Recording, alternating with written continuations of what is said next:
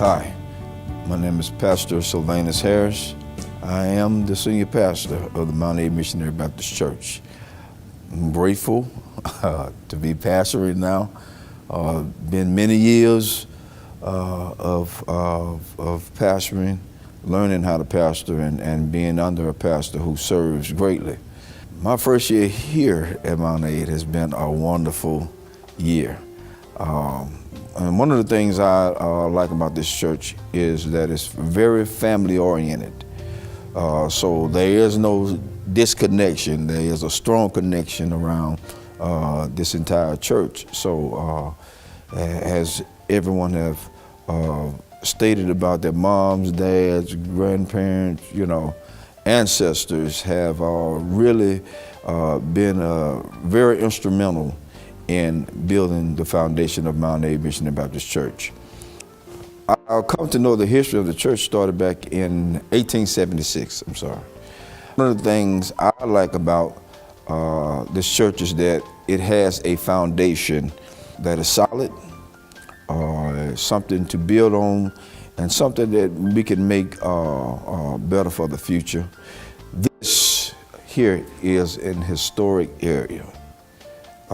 This is something that most people dream about, but never actually get a chance to do.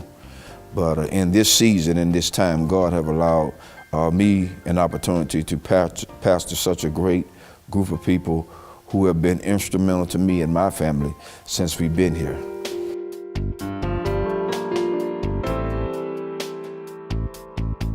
Hi, my name is Bernadette Douglas Dixon, and I was born February 4th, 1955. Of course, my family was already here. My great-grandfather died in the old church and was buried. His sons, which my cousin Ella was just talking about, her father, both of his sons, junior and senior, were out riding the woods, as they call it. They were in the turpentine business, and they were out chipping boxes. Well, he died on a Sunday in church, and they just laid him out on the cooling board, as they call it, and they buried him the next morning, and his sons didn't even know he was dead. My father relayed a lot of the family history about the industry and stuff. According to Daddy, the land was donated for the building of a church and cemetery for the community by a man named John Carter. And I became a member of the church in the early 1960s and was baptized out in the yard out there in a pool. And I can remember there being frogs in the pool, and I was scared. After baptism, we had to come back inside the church and sit on the front seat. And then after church was over, we received what was called the right hand of fellowship. My little hands were very small, and it seemed like all those big people were just squeezing it, but it made a difference. My connection with the church has made a difference in my life. My great aunt, Melvina Douglas, as she was telling you, our four parents were very strict. I started teaching Sunday school as soon as I learned how to read. And so I stayed a member here at Mambc for more than half of my life. And then, of course, I grew up, I got married, I left the church for a while and went to another church, and recently came back home. My father was a cook, as they call it, and he learned to cook at the Mambc restaurant under Greek chef Kamanaka.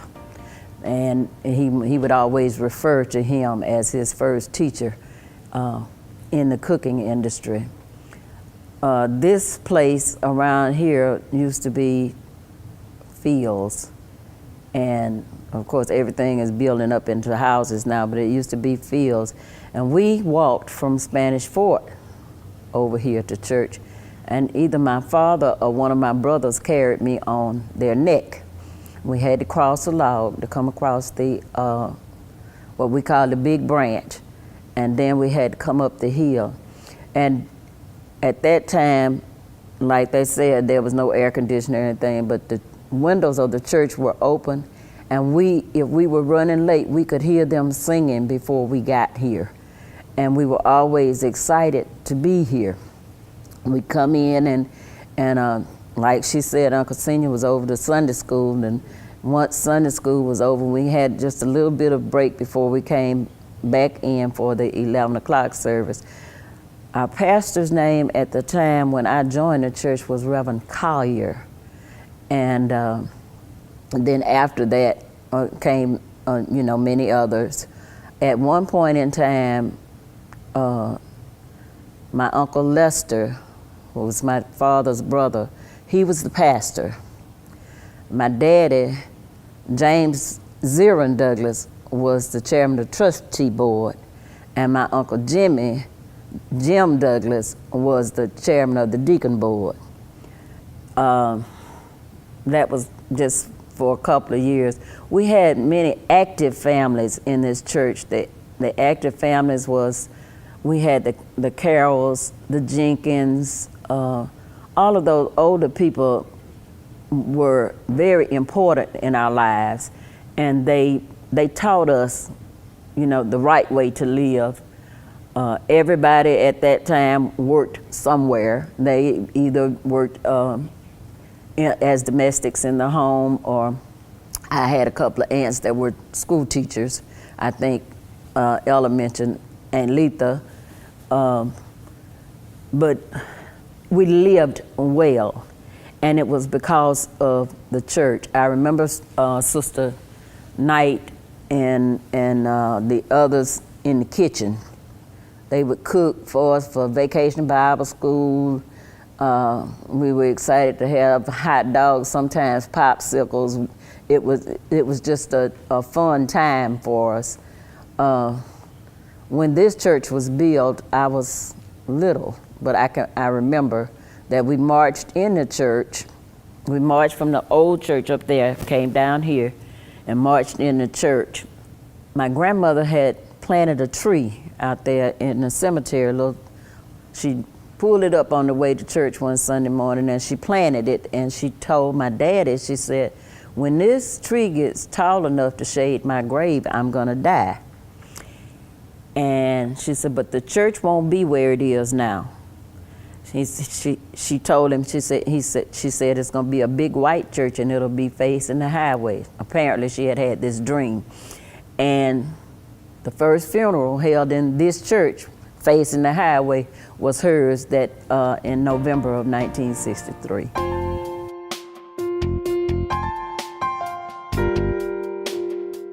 Hello, my name is Ella Douglas Glenn, and I'm a member of Mambc Baptist Church, and I'm a choir member. And my mother and father has deceased. My father was the superintendent of the Sunday school. My mother was a choir director. And we lived not too far from the church, but we were in walking distance.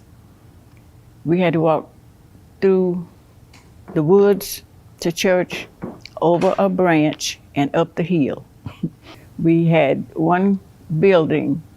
This is where our school was from first grade through sixth. And after we left school, I don't remember all of the teachers' names. I think one of them was named Letha Douglas, a cousin of mine. And this church is actually mostly family. When it was a new church, it was mostly family, and the Jenkins were here also, but they lived in Loxley. And we had a good time. We played outside in the dirt. We didn't have fans, we didn't have air conditioners. And when it rained, we had to go inside. However, we had a good time. As children, we played together. ate together, and worked together. After that, after we finished school, after I finished school in Daphne, I left. And the church never stopped, because when I came back, after we retired from service, I came back, the church is still here. However, this is a new church. We went to the old church in my childhood.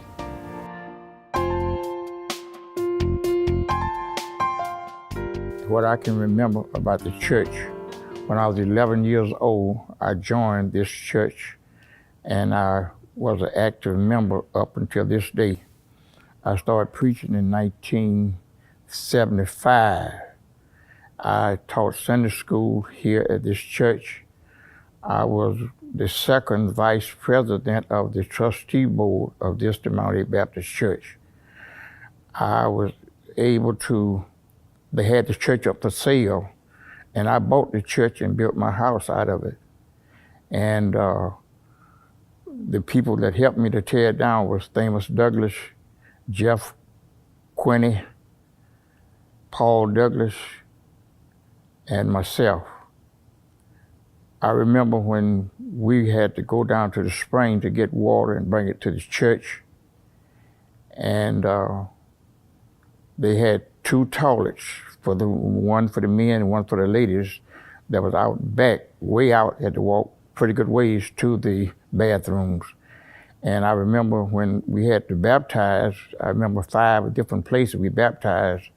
One was down at the foot of the hill, one was over there on Turkey Branch. We baptized across the woods from Mambc Baptist Church. I remember once we went up there to Mac Brumley and we baptized.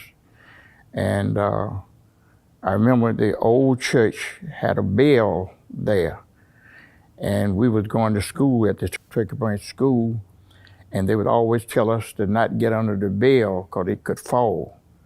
And occasionally that bell would fall through the week. It never fell on Sundays. And we'd come out there on Sunday morning, sometimes the bell would be going through the floor, and they would take that bell out of the ground later on and put it back up in the steeple of the church. I remember when they put the addition onto the church, I was about the 3rd grade in high school. A man by the name of Lucius added that bell to the church. I remember back when we used to bury, the grave had to be 6'6", 6 foot deep, 6 foot wide. And they would let the bury, put the grave casket down in there, and they had a shovel. And the men would take the shovel and fill that grave back up. And they would do it in a hurry. And men would rotate. The youth would bury, they have funerals on a Sunday then. And the men would pull off their coat and rotate with that shovel until that grave was filled up and heaped over the top with dirt. The next thing I remember about this church, that my daddy was a deacon of this church. He was also the trustee of this church for about 20-some years or longer.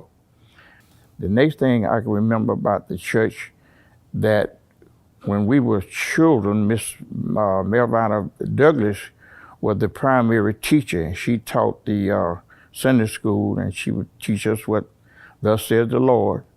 And after that, we remember that Miss Stallworth, she was the musicianist, and I can remember the first one that played for our church.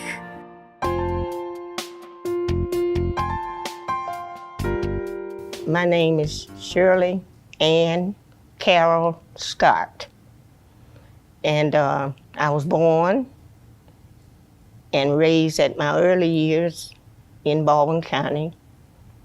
And my mother and my father were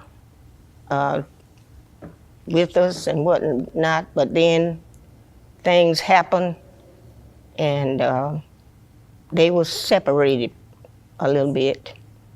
And so we ended up, my brother and I, one of my brothers, and we came back here and came to Baldwin County, stayed with my grandmother. And she had 13 grandchildren in the house. And we lived up on Highway 31, my brother and I walked from up on Highway 31 to the school that was over there. And even the interstate that you see the car ripping and running there was not there. But we would do that, walk through the woods. And then things turned, and my mother got sick, and she had to go to Marianna, Florida, I think it was, to go to a sanitarium.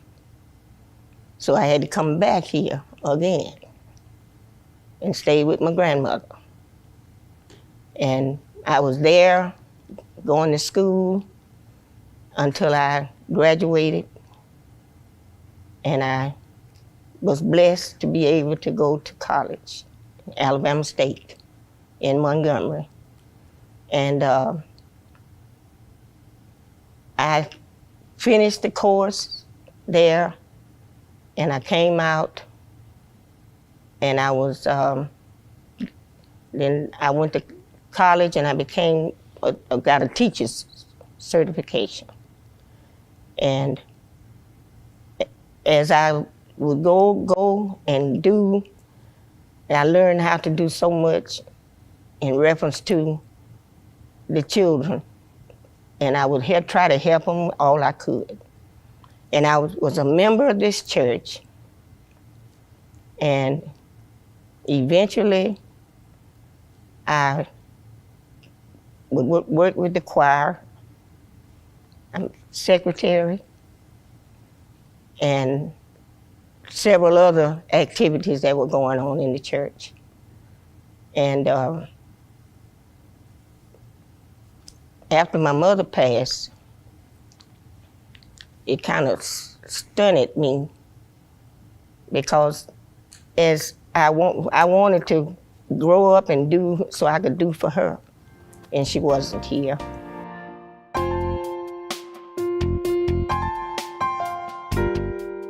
My name is Samuel Jenkins Jr. and I'm a trustee and a deacon here at the Mount Missionary Baptist Church. I'm a third generation being a member of this church. My grandfather was one of the people that helped purchase the area and build the first church that was here. And my grandmother is I never knew my grandfather, but I knew my grandmother. Her name was A.T. Jenkins, Amelia T. Jenkins.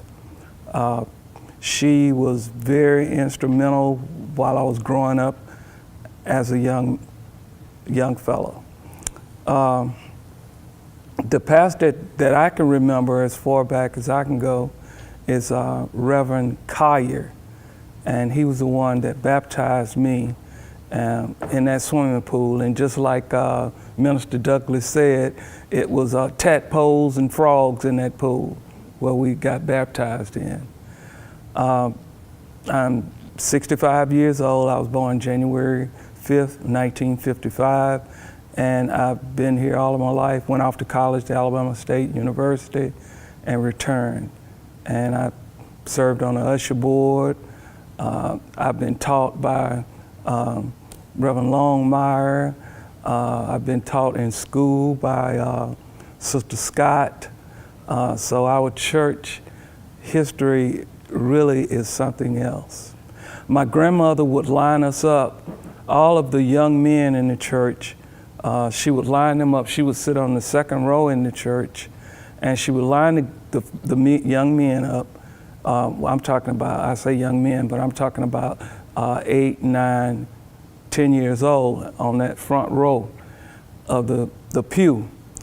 And you would have to sit there and listen at the preacher. And if you turned your head to look over at the other one or started to talk, my grandmother could thump you so hard upside your head it would bring tears to your eyes. And everybody knew that, so we'd sit there and just be attentive and listen at what the preacher, a lot of times we'd fall asleep. But at the end of the sermon, she would always ask each one of us, tell me something the preacher said. So you had to pay attention for a little while so you get a sentence or something to tell her, because she wasn't going to be pleased if you didn't have anything to tell her about what the preacher said. These people were strict disciplinarians. They wanted you to do what was right, and they didn't tell you anything wrong. They were leaders, and they wanted you to be leaders. And to this day, I know of none that have gone off to prison that came up in this church. I know of none.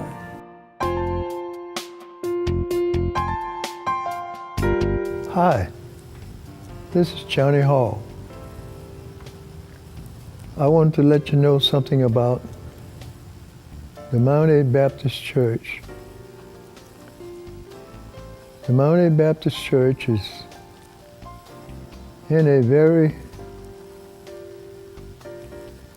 surprising area, but a very good area.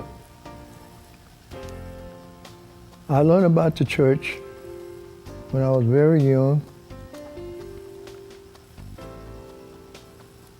When I was born, my aunt was there to see me when I was born. And she was so surprised to see me. She and her boyfriend took me and carried me about 4 miles one Sunday morning to have me prayed for. And my godmother has been real close to me ever since. My mother kept me close. My daddy kept me close. I grew up, and one day I wanted to come to the Mambc Baptist Church. And I got up that morning, I felt so good, I wanted to go to church. But one thing I'd like to say at this time, the last pastor that was in this church before Reverend Harris came and took over, his name was Reverend Collins, Reverend George Collins. He lived in the Brumley area. Reverend Collins would come in and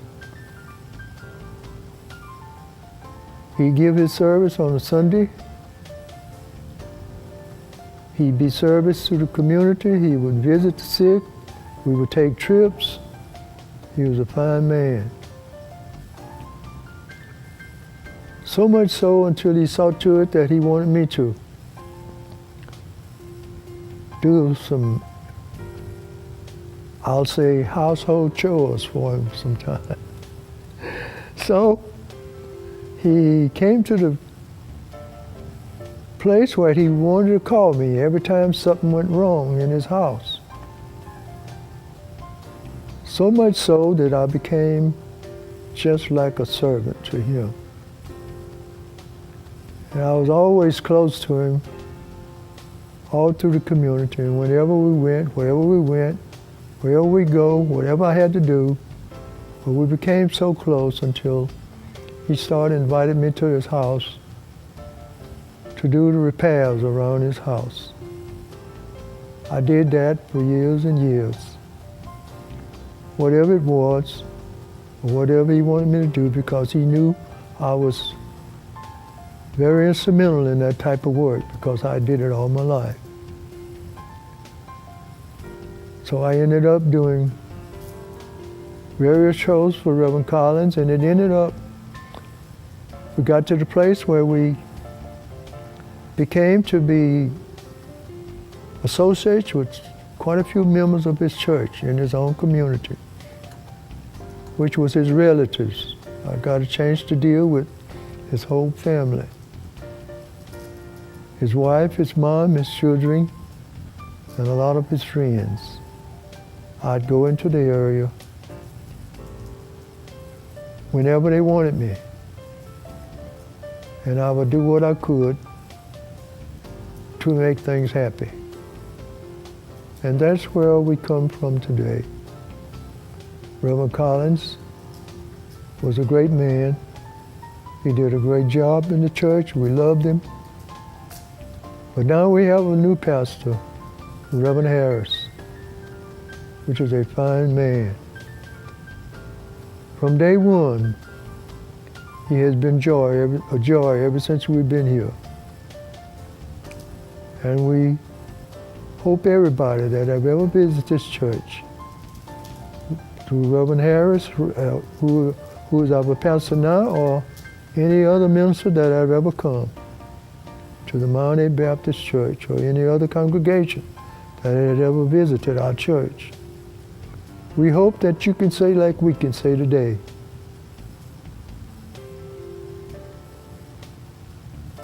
Well done. Well done. Well done. Thank you.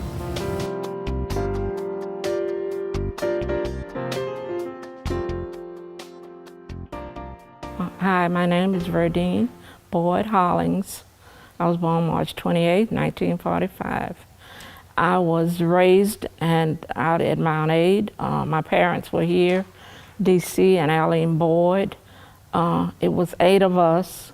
All the children were raised and born out here, and we all were baptized. I was baptized when I was 8 years old under Reverend Lester Douglas. They had a pool out back. I was baptized out there. My sisters, the older ones, was baptized in a creek down the street on CC. They called it the CC Road. And then several of them was baptized down the hill right there. It was a creek down there that they were baptized in. We walked to church every Sunday morning. I lived between Highway 31 and 90, and my sisters and I and James Zetta Quinney and Marjorie Hall, Lena Mae Quinney, and Jeff, all of us would walk all the way from 31. They'd come across 31 down to 90, and we'd walk all the way up Highway 90 to church every Sunday morning, time for Sunday school. It was also a Martha and Sis. They were the Douglases. We lived all in the same neighborhood, but we'd walk out here every Sunday morning, and a lot of times we'd be coming to church. We could hear Uncle Rita, that was James Zetter and Marjorie's daddy. We could hear Uncle Rita singing, "I'm going through" before we get here, and we'd be running, trying to hear Uncle Rita sing. It was awesome there.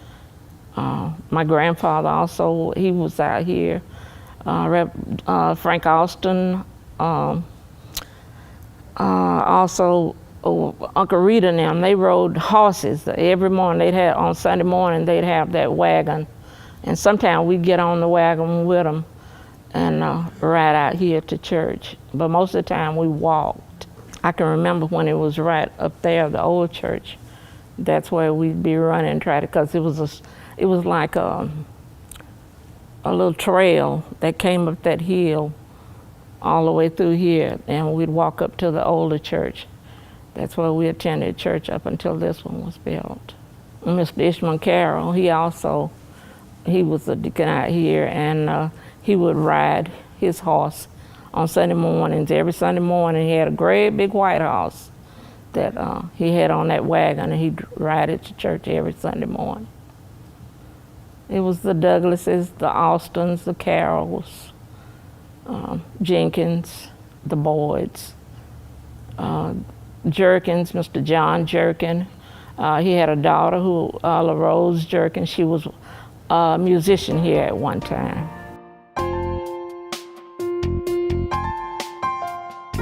William Cyprian Sr., as I said before, I'm currently the chairman of the Deacons Ministry here.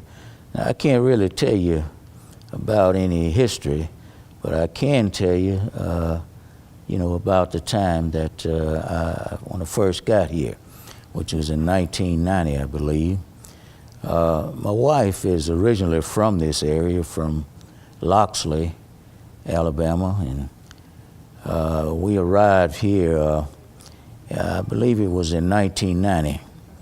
January of 1990. We came from California, Victorville, California, where we were stationed there in the Air Force. I retired out there, and 2 years later, my wife retired. And so her father is from this area, and I think her father kind of talked her into coming back here because I had my sights on Florida. But we ended up here, and we joined the church. Her father talked to us quite a bit about, you know, how good this church was, and the people in the church, good people.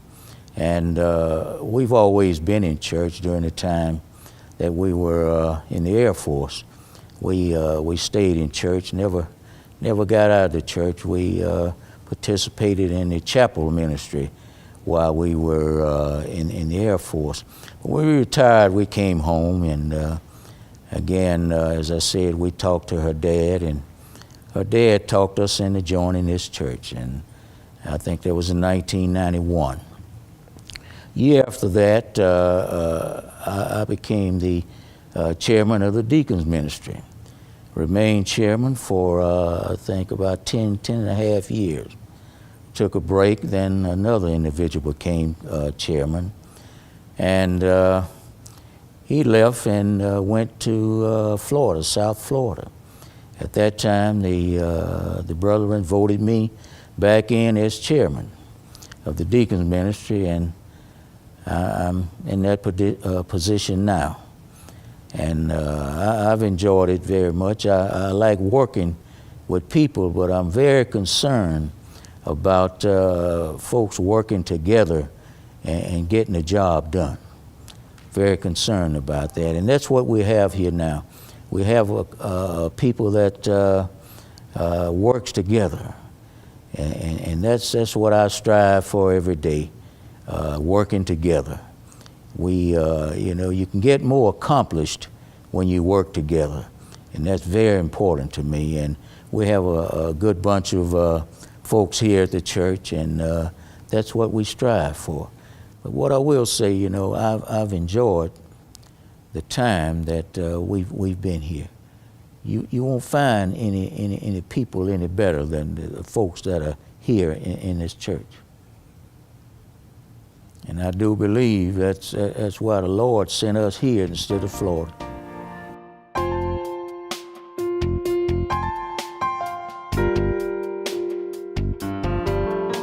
Senior Douglas was a father for 13 children, and I'm right in the middle of them. But we all were members of this church. And he was so strict when we were younger. He could look at you. If you were out of place, you jumped back in place. He was just that strict. And my mother used to tell him all the time, "You're too strict on those girls." He said, "They're mine. They're my girls.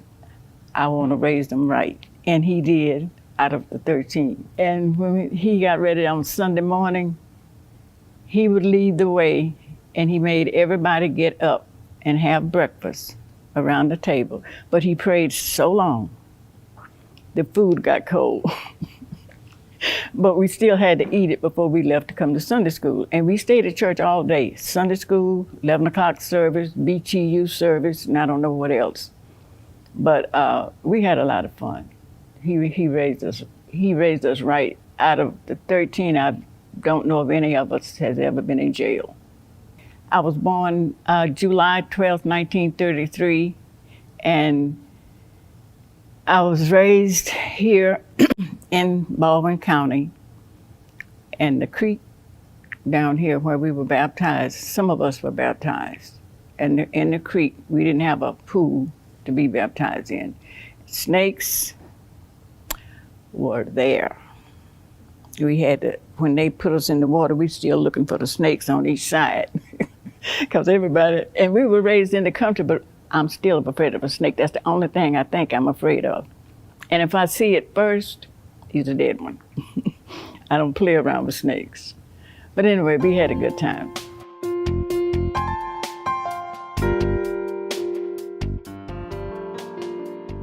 In later years, I think they was afraid that the front cemetery, the cemetery, which was behind the church in the beginning, and now it's on the side of the church, that it was going to fill up. So they started another cemetery for non-members of the church who were members of the community in the back, and that's why we have the two cemeteries. We are all part of the same families, but just some people that are not members of the church, then they are buried back there, which I think is the prettiest place because it's got the most trees, but that's the reason. Choir rehearsal, that was another thing. Thursday evening was choir rehearsal. Everybody got off the school bus out there and came to church. And we had a lady named Sister Viola Autry. She had a big, long wood panel station wagon. And she piled all of us in that station wagon to take us home. She also, when we had to go somewhere to sing, she had the entire choir in her station wagon. And she took us to different churches, and we would get up and sing. We also went to WGOK over in Mobile on Saturday mornings and sang on the radio.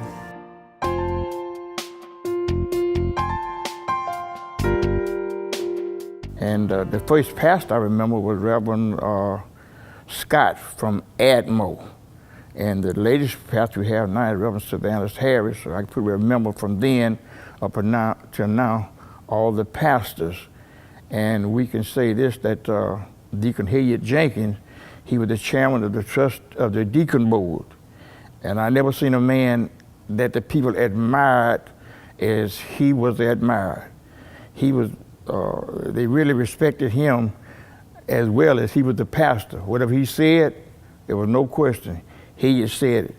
I remember one time we was out here digging up the stumps out here at the church. I was operating a backhoe, and one of Deacon Carroll was somehow or another he got in the way, and I took the backhoe and switched it around real fast, and that bucket hit Deacon Carroll, and he fell to his knees. Blood came out of his eyes, nose, mouth, and I just knew he was dead. But by the grace of God, he went to the hospital, stayed about a week, and he survived, and he lived years after then. I remember also when I was a little boy, you could count the cars on one finger that was here at this church. Men came on horsebacks, some people came on wagons. And the next thing I can remember about this church, when I was tearing the church down, there was an accident right down this, at the highway we came to the church, and a man was killed. The next thing I can remember about this church, that I used to teach Sunday school right here in this side here, teach the young men. And I also sang in the choir. I was a Sunday school teacher. I think I'm repeating myself here in this church. And some of the young men I taught with Brother Samuel Jenkins and Brother Shelley Jenkins, and I say Shelley Jenkins, his son. And the Lord had blessed me from then until now. I've been preaching for 45 years. And I remember Sister Scott, she was the secretary, that made out the license and signed my name on the credentials. And now it has almost faded out down through the years. And I can say that my father was the one that picked this spot for this church to be built. Reverend J.C. Collier was the one from Pensacola, the one that built this church. And I think Brother Wheaton was the contractor that added on to this church. And I remember, I think 1944 was the first member of our family that was buried here. His name was Edward Longmire. And then later years, my mother passed, and then my father passed, and that's all we had buried in this church. So we've been blessed when it comes to the death of the immediate family of the Longmires. I think we got about the shortest list of the people been buried here. And I just give the Lord the glory and the praise for the many blessings that he has blessed me. As I said earlier, we always walked to church, but now the Lord had blessed us that we able to ride here. We got air conditioning, we got carpet on the floor, we got padded pews, and we have really been blessed from the time that I've been here up until this day. I never thought that I would see the church progress the way it has progressed down through the years, from walking till now we're able to ride, and we're able to just sit back and enjoy how the Lord had blessed us with the facilities that's in our church.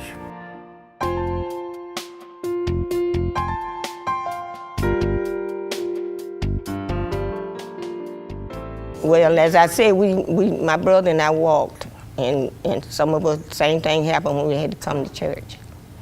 But there was a pool, when it wasn't really a pool, but it was a water, and that's where they were baptized.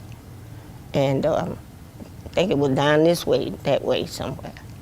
And the church was facing this way at one time, and then it turned up and went the other way. So, but everything was still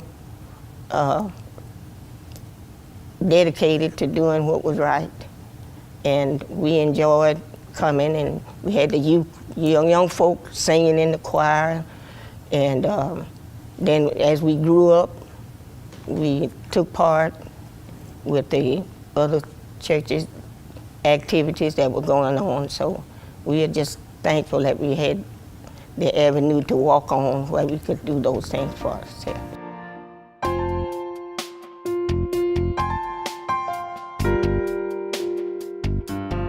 My dad was a very dedicated man to this church. He was on the usher board and also chairman of the trustee board for a long time. And I have that position now, just recently been in that position. And I got some big shoes to fill. My dad was the first the only black county commissioner that we have had in this county of Baldwin County. And he's got a highway that's named after him that runs right in front of this church. He was very dedicated to his church, and my mother was also. She sang in the choir and everything.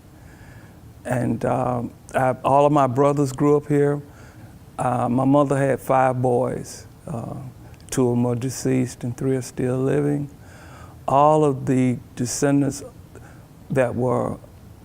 all of my dad's brothers, siblings, and everybody have passed on. The last one passed on earlier this month. So that was the last one. My granddad had 5 boys and 3 girls. All of them were very, very successful and pillars wherever they went within the world. They were stationed all over the world.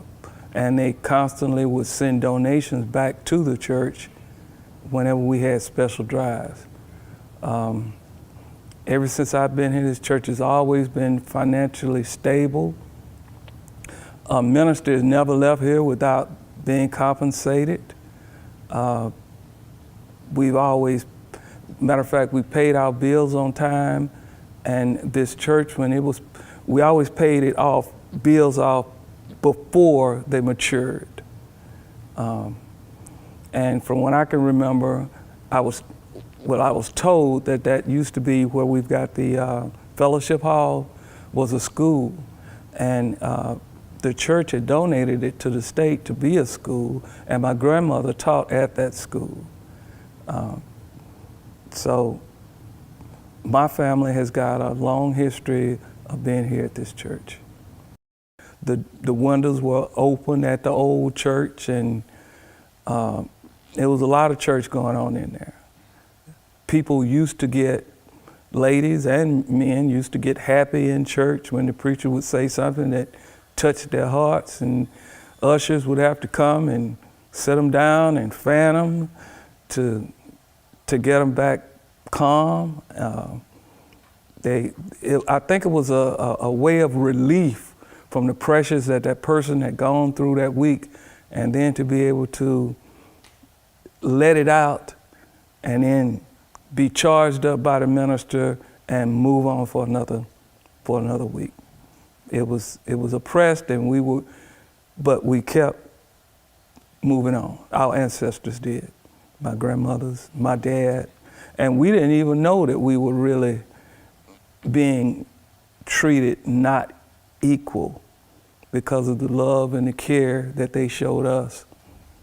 I mean, we thought we knew we were cared for.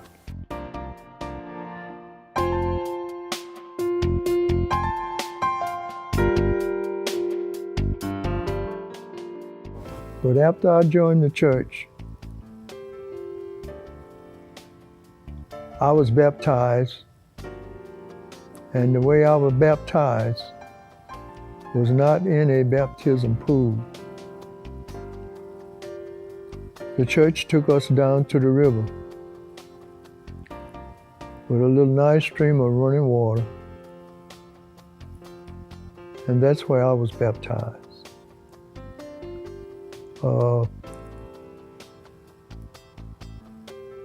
Our church eventually, we had a big storm, and I don't know what happened, but the big bale fell through the steeple and damaged the church. So after then, the people began to look for another area to put another church up. So they kept on till they started this church. And if I go back a little bit and to bring you up to date on how this church started, excuse me, we had a pastor and his wife out of Pensacola. His name was Reverend George Collins. He was a very smart man. He did a lot of preaching for our church. And I didn't know he was a bricklayer. I didn't know he was a block layer. But one day, they found a new area, which is the area in which we are in now, to build a new church. Reverend Collins was the block layer. He laid every block. Him and his friends laid every block in this church. They built it. They finished it. We moved in. And then we began to see a little bit further. Yes, he was talking about picnics, dinners, or whatever you want to name. We would have that sometime after church service. So this church that we're living in now has been very tremendously appreciated for this community in which we live now. This church has came a long ways. The time that I've been here, I've been able to see many ministers come and leave, and then we get another minister, until this day have come.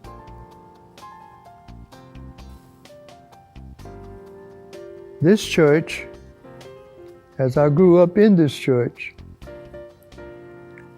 I was very instrumental. I always wanted to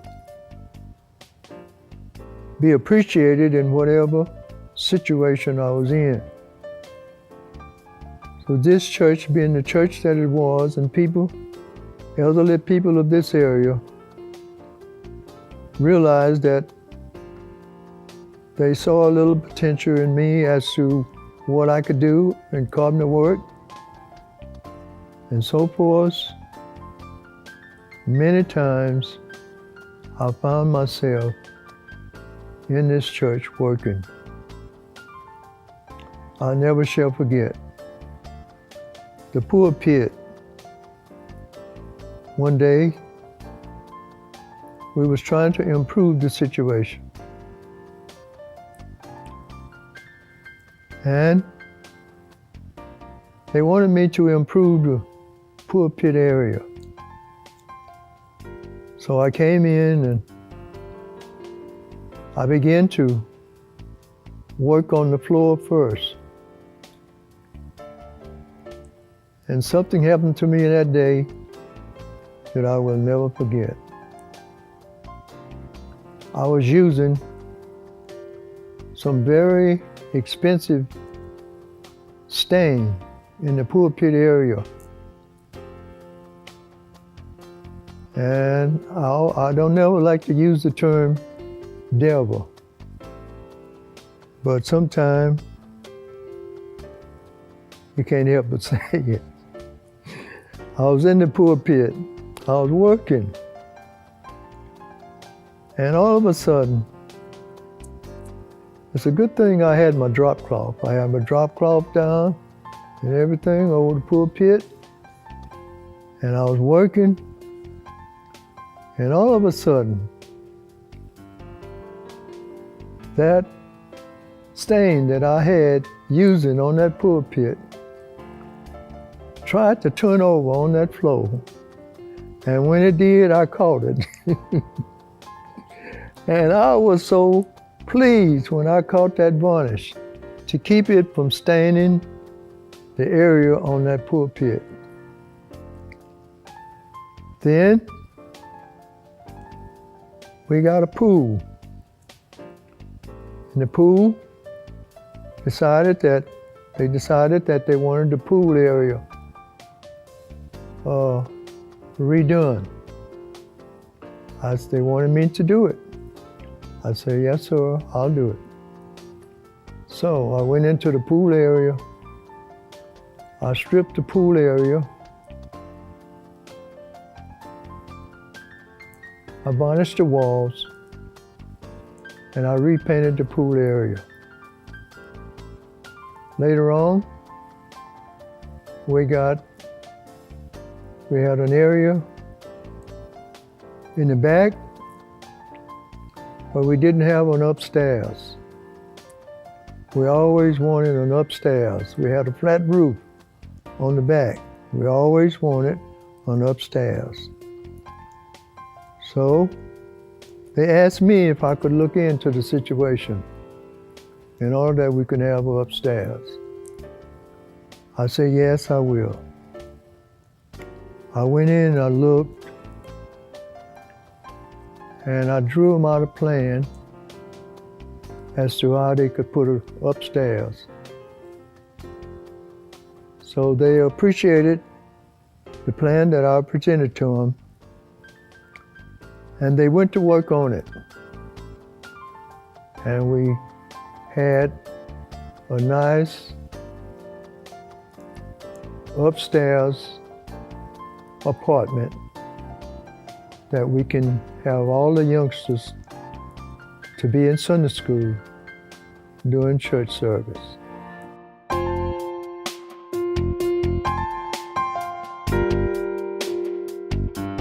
I want to say that we have 9.5 acres. It was acquired back in, like I said, 1876 when the church was first built.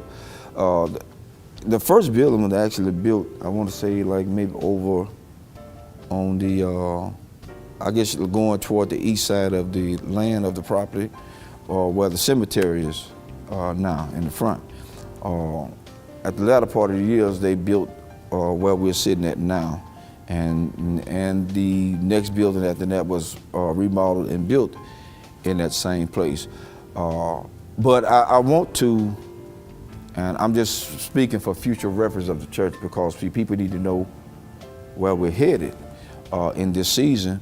You know, we want to, this here is an historic landmark, and we want to be able to show people of all cultures. It's not just a black or white or Hispanic thing or any of that nature. It is for everybody to see the history of where we come from. But don't just linger on the history. We got to learn to build upon it. And so that's what we're doing, we're building upon it. And we had some real good people who was very instrumental in us being here. But going forward, we have future plans that are going to be taking place. I'm praying God's blessings upon everything that we undertake to do, and it's for the kingdom of God.